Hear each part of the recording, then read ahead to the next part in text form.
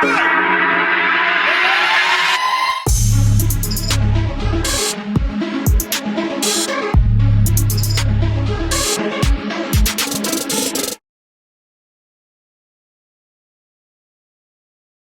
guys, today is Sunday, July the 10th of 2022, and I want to go over Bitcoin using Gann cycle analysis. Without any further delay, let's get into it. All right, so I want to look at start out with seasonality. There's not really a lot of data on this program that I could use. So we're going to do just a 5-year and a 9-year, because that's all I could get. And you can see that June is very weak, and then July gets a nice little pop. It's very strong in July, and September is kind of flat. We don't got any data on August, and September is kind of flat. Then it gets a little stronger on October.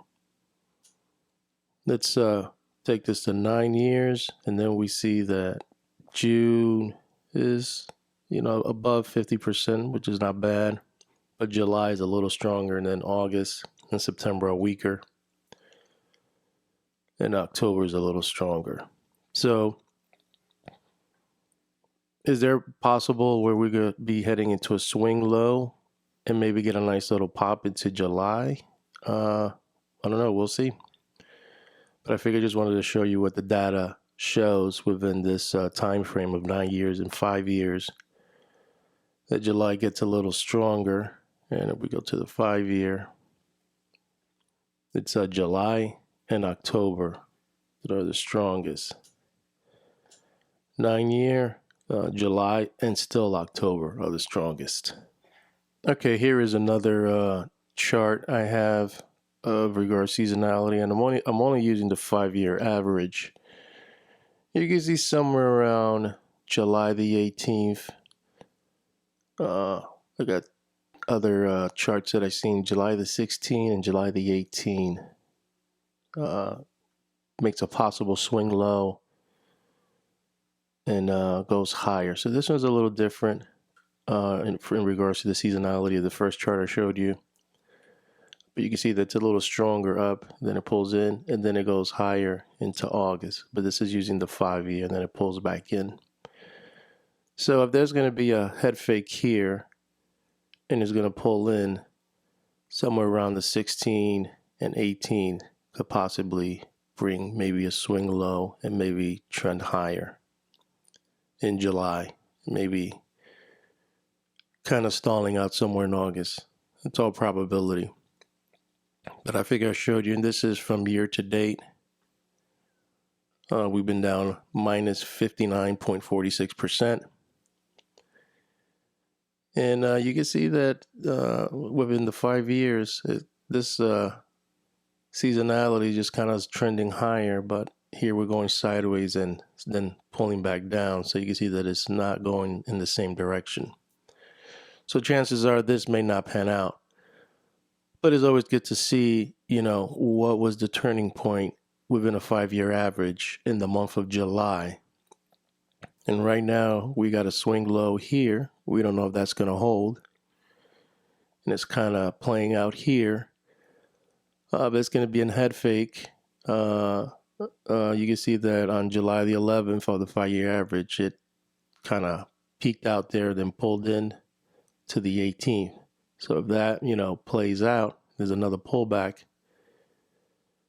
Anywhere between July 16 to the 18, if it pulls back in, in my mind, I could kind of see it as maybe, get your toes wet a little bit and see if there's a rally that comes in towards the end of July, maybe until the beginning of August. If that plays out. But if it doesn't, and it continues pushing lower after July the 18th, between 16 and 18, then this strategy won't play out using the seasonality. So I figure I showed you that also. Next, we're going to go into the cycles and see what the cycles are saying, because that will give you a little better indication of where we're at within the seasonality and the cycles, and what could be the probability that there's a swing low here or there's more downside. Okay, guys, so here is the weekly chart on Bitcoin. And there are a few things here to dissect. One, there's a dominant cycle, which is 34, which is, I believe, is this one on the bottom, but I'll show it overlaid on the chart. Then there's the 170, and then there's the 40. Those are the ones that seem more important on the spectrum analyzer. So let's start with the bigger one, the 170. And we're going back all the way to data, which there's not really much going on over here, but figure I'd show it all the way to 2014. And this is where we get these kind of fluctuations. Using the 170, we're going to hit a trough, which is a cycle low, somewhere around September 26th of 2022. Does that mean that we're going to continue pushing lower? It could possibly be.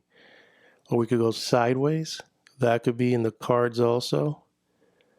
And sometimes the low comes in now, and it just goes up, and it just kind of sinks in. So those are the kind of things that you will see when you do cycle analysis, like right here. I mean, this is an example. The cycle low was here, and then there was a low that came after. You know, it even pushed lower, and then things went up. The cycle high kicked in August, and it kind of came early here, pushed down, looked like that was it, and then even pushed higher. So it was like in that bell formation. Sometimes it's perfect, it hits it on the nose, and sometimes it's early, and sometimes it's late. But it's in that ballpark, and that's what I wanted to show you so you can learn. It's not always going to be exactly on the cycle peak. It fluctuates. But I've seen it, so just as a inside tip. What you want to just know is that September 26th, that's when the cycle turns up on the 170 cycle.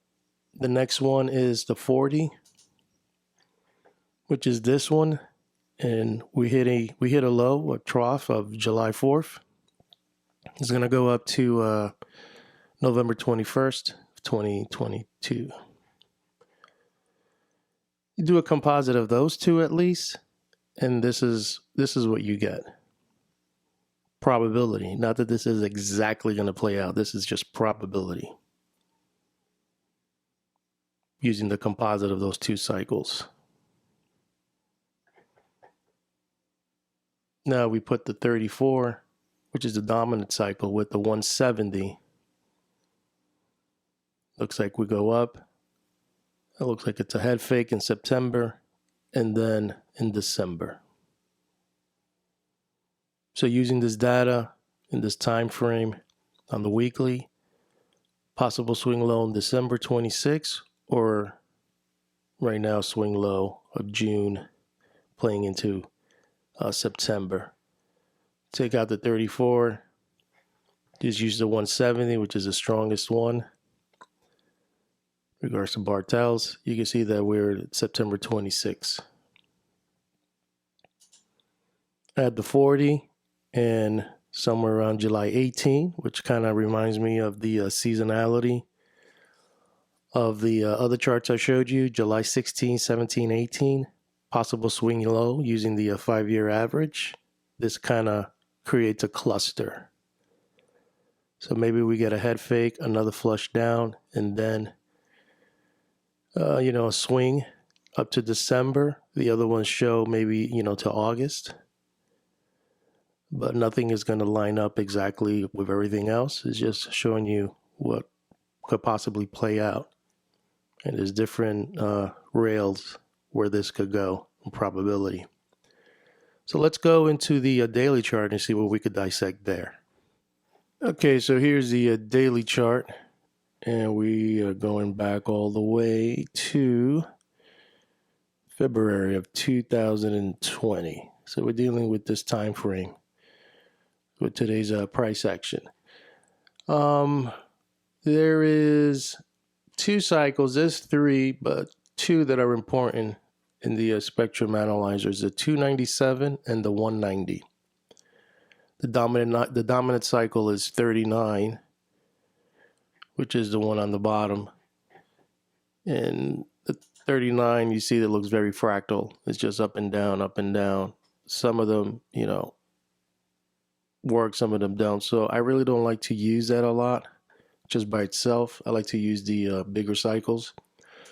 So we'll start out with 297, and you can see that we hit a trough here, which is a peak low on May 30th, 2022. This is a perfect example that when this was going down, you see price action going down and kind of stalled right here. Some novice trader, beginner traders would have been like, oh yeah, we hit a cycle low. I used to think like that because, it just makes logical sense. We hit a low and now price action is going to start going up. And you can see that they pulled the carpet down and it even went lower while now the cycle is going up. Sometimes I look at it as like the motion hasn't started yet, and now the cycles are going up, and it all depends on price action. It's going to follow the cycles. It's not that the cycles rule the price action. The price action is going to do what it's going to do. You've always heard me say that on this podcast or video, whatever I call it, YouTube video. Is that it's going to do what it's going to do. And the only way we're going to know that this cycle is working is that we start making higher highs and higher lows. And if we see that, then the probabilities are greater that maybe this cycle has an effect on Bitcoin, and, it's following it. There's no other word to say it. The way you know that it's not following it is that we will continue making lower lows and lower highs all the way to the end of the year. And then you can see, okay, well, this cycle didn't work out. But this is just one on the daily chart. And I've always said the weekly charts are more important than the daily chart. The daily charts are more for like swing entries and timing your entry, or you can use the 4-hour, but it depends on what kind of trader you are. The weekly kind of gives you a little more of a bigger picture, and then the monthly gives you the better picture. If you want to use a quarterly, yearly, that even gives you a bigger grasp. Look at the big picture and all its details of where the cycles are at. But we're looking at the 297, and you know that we already hit a trough, which is a cycle low, and it peaks out somewhere around October of this year, 27, around there. We look at the 190 cycle, and you can see that this one has more to go. So like I said earlier, sometimes the low will come in here, sometimes it could come somewhere around here, which it rarely happens, but it does. You'll see it once in a while. And sometimes it's like after, there's like a spike low, and then things resume up. So that's the 190. So do a composite, which is the 190 and the 297 cycle together, and this is what you get. And the correlation looks pretty good, 0.85, not bad. So using those two things on the daily, there is a cycle bottom using the projection line. That remains to be seen in regards to price action, but the cycles are going up using those two. Add the 39, which is a dominant cycle, you see that it becomes a little more fractal, and it's still in play. What are my thoughts? Well, there could possibly be a swing low, coming in this month, and maybe get a nice little swing to the upside. That all remains to be seen. The 190 normally bottoms out by itself as a trough around July 25th towards the end. So, July, in regards to seasonality, normally, it closes higher, stronger, not, lower. So we'll see on that. And the 297 peaked, troughed over here. So I think that's it for the cycles here. Well, let's look at the chart lastly and then just kind of see what we have there. Okay, this is the last chart I have. I wanted to show you the monthly chart. And we look back somewhere around 2017. That whole year, pretty much, we did a correction of minus 84.27% down. But it took us 12 months, or 12 bars, actually 13, and then things started looking positive. Over here was 9 bars, 9 months. We did a correction of minus 72.18%. And if we look over here, where we at right now, we're 7 bars in, and it's minus 74.54%. Using the measured move technique, which I call MM, not that the past is going to exactly play out in the future, but sometimes, as they say in the cyber world, sometimes they rhyme. And taking that peak in November, minus 84.24% brings us somewhere around 10,000 if this is going to play out. Which that's what, 13 bars? That takes us to December. 1 year will be November, since we made the high there. Somewhere around there in that range, if this was to play out the measured move technique. 10,000 would be a good entry if we ever get down there, because you can see that there's a lot of support here, or some peaks. So that's that. Just something to think about. Strong level will be right here, that 29, which is that 30 range, 30,000. So those are the things you wanna look at. Let's look at closer. Look at the weekly. Another thing also is seven bars. We haven't had a 7. Could be 9 also. 9 bars in. That's another thing you will watch also, which is what, August, somewhere around August, if that was to play out. So those are the two things you want to look at: August and December, November, December. If this was to play out for swing low, if it continues trending lower, which it kind of looks like I haven't done the cycle work on this, but this looked like the Gann correction that Gann talks about, that will correct for a year.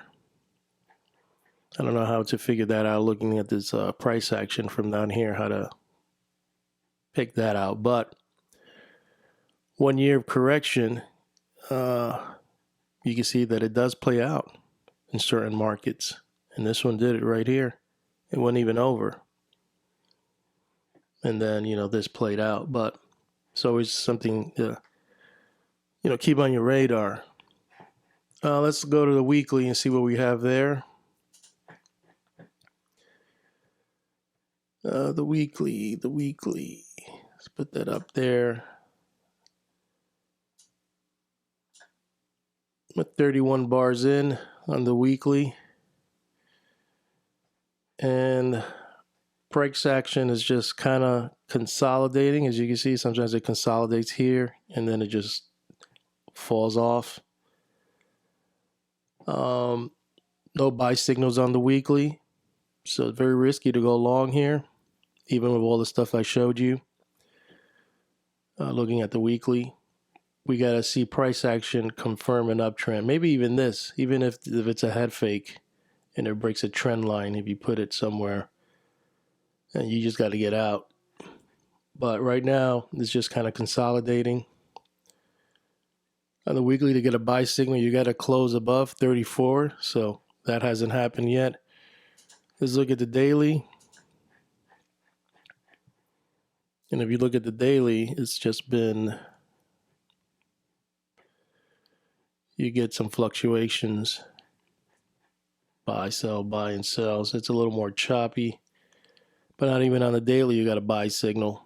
And this is, it trades 24 hours a day, 7 days a week. And the MACD has been positive, and it's starting to get a little weaker. And we haven't had a buy signal yet. So it's kind of very risky. I would just kind of watch it for now and just see, what the price action is going to do for July. But I would keep an eye on, with everything that I've showed you today, some of the daily cycles are bottoming out.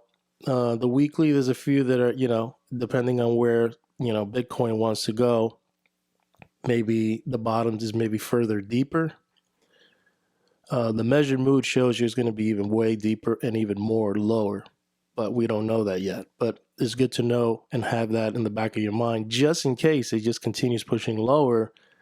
Then you could fall on that technique and be like, if it goes really down and it goes down to 10,000 within a year, then this could probably play out because this happened in 2017. So those are the kind of things you want to keep on your mind, always floating around, not always just kind of stuck on one mindset and thinking this is going to play out. Because we're dealing with probabilities. You just don't know where this thing is going to go. But looking at what I showed you, July, from July 16, 18, just kind of see what price action does there and put a trend line, because this is going to be where people are going to notice, okay, it's closed above the trend line. Doesn't mean that it's going to continue going up, but at least that's something positive from this swing high of November. That's what, 217 bars. Yep. And let's look fractal, the 4 hour. And you can just see that it's just consolidating, just back and forth. Kind of having a tough time around the 21,000. Peaked his head up there and then just kind of dwindled in. And the MACD is kind of negative. I wouldn't go any lower than that because it's just pretty choppy, in my opinion. But that's that. That's what the cycles are saying. Hopefully this helps you.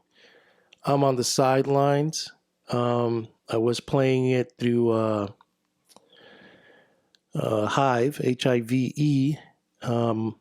I'm just watching it for now, but I'm not going to be buying Bitcoin anytime soon until I start seeing, higher highs and higher lows. Right now, I haven't seen that yet, but I'm looking at the cycles and seeing what, different things could play out, and I'm just keeping on my radar and see what happens.